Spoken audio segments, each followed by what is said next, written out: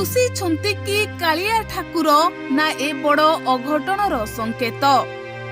टाहिया बिना रथ को आसिले जगा भक्तों मनरे अनेक प्रश्न। लीला ना संकेत चर्चारे श्रीक्षेत्र। ऋषि छंती कि कालिया ठाकुर अभिमान करिछंती कि मनुआ ठाकुर ना एसबू तांकर अपार लीला। जगन्नाथ को बुझिबा सहज नुहे।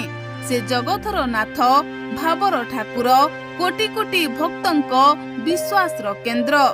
तांको प्रत्येक लीला पछरे किछि ना किछि रहस्य लुचि रही थाए।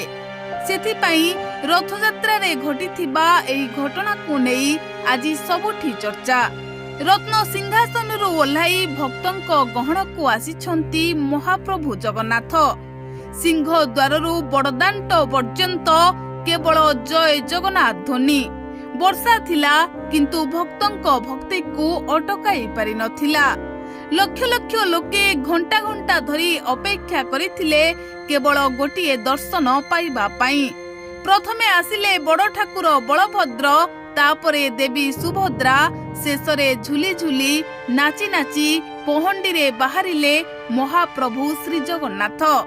किंतु सेही समय रे समस्तों नजर सेही गोटिए दृश्य उपरे अटकी गला। महाप्रभुंको मस्तकरे नथिला सेही पारंपरिक टाहिया।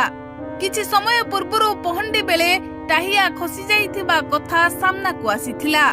एहा परे महाप्रभु टाहिया बिना आगोकू विजय करिथिले। एही दृश्य देखि अनेक भक्त आश्चर्य होई गले।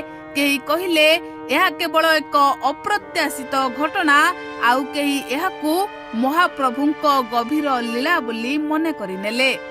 टाहिया केवल एक शोभा नुहे, यह रथयात्रा परंपरार एक स्वतंत्र परिचय। वर्ष वर्ष धरी पहंडी विजय समय रे महाप्रभुंको मस्तकरे टाहिया शोभा पाई आसुछि।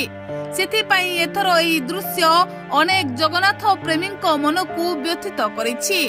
तेनु लोके कहउछंती, भक्त कहउछंती यह अलौकिक लीला ना भगवानकर ये आगकू आसुथिबा एक बड़ विपदर संकेत। Bureau report, Odia news tube.